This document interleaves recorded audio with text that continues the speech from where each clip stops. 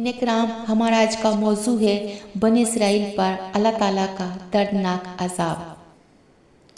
हज़रत वहाब बिन मनबा रहमतुल्लाह फरमाते हैं, जब बनी इसराइल गुनाह का इर्तिकाब करने लगी तो अल्लाह ताला ने उनके नबी अरमिया पर वही नाज़िल फरमाई कि अपनी कौम में खड़े होकर मेरी ये बातें अपनी कौम को सुना दो।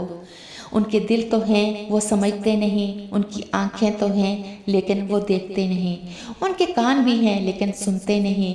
मैंने उनके आबा इजाद की नेकी की वजह से उन पर रहमत की, लेकिन उन्होंने मेरी फरमाबरदारी नहीं की। पूछे कि मेरी नाफरमानी करके उनको क्या मिला? कोई मेरी नाफरमानी करके सादत हासिल कर सकता है या कोई मेरी नाफरमानी करके बदनसीब रोक सकता है? जानवर भी अपने घरों को याद रखते हैं और वापस आ जाते हैं, लेकिन इन लोगों ने अपने एमाल तर्क कर दिए जिसकी वजह से इनके बुजुर्गों को इज्जत बख्शी थी। इनके जाहिदों ने इल्म से फ़ायदा ना उठाया। मैं इन पर ऐसा जालिम और संगदिल बादशाह मुसल्लत कर दूंगा अनकरीब। फिर अल्लाह सुब्हानहू तआला आगे फरमाते हैं, अफसोस है एलिया के शहर पर और उसके बाशिंदों पर, मैं उन्हें कत्ल गारत का निशाना बना दूंगा, उन पर गुलामी मुसल्लत कर दूंगा।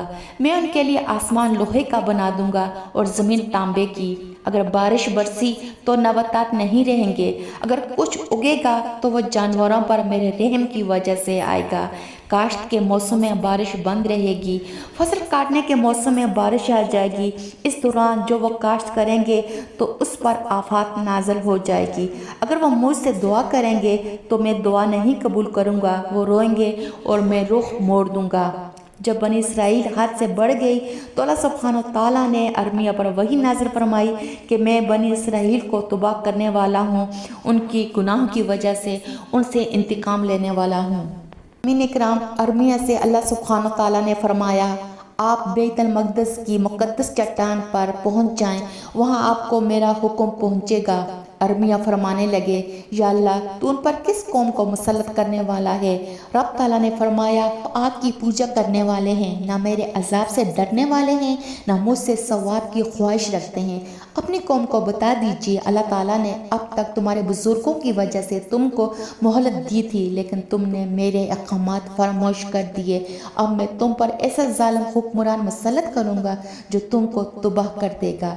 जब अरमिया ने अल्लाह का पैगाम उनको पहुँचाया तो वो बोले, तुम झूठ बोलते हो, बुख्तान तराशी करते हो। उन्होंने आपको पकड़ कर कैद कर दिया।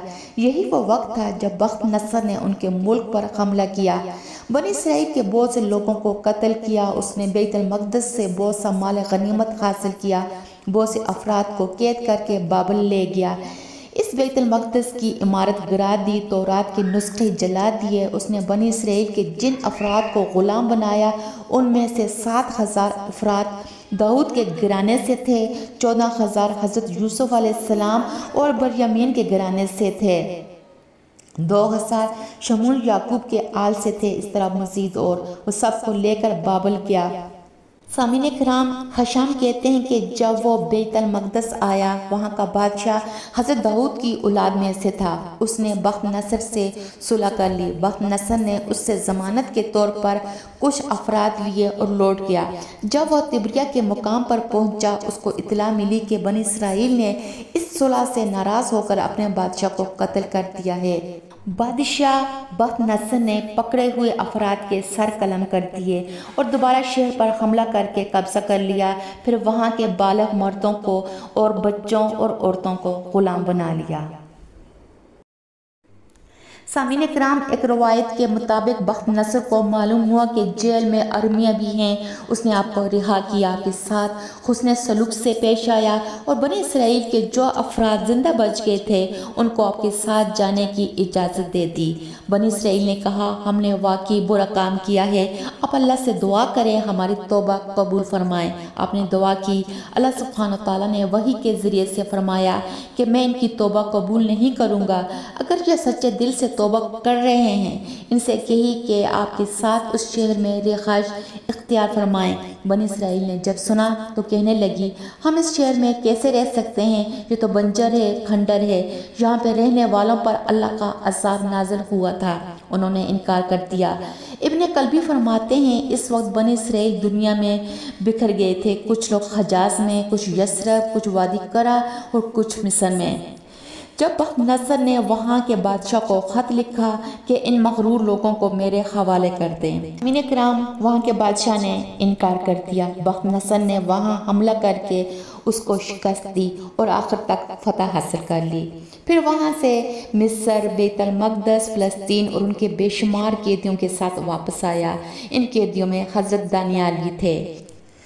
دوستو انشاءاللہ حضرت دانیال کے بارے میں میری آنے والی ویڈیو کا انتظار کیجیے گا۔ اس کے ساتھ مجھے دیجیے اجازت۔ جزاک اللہ خیر فار دیٹ۔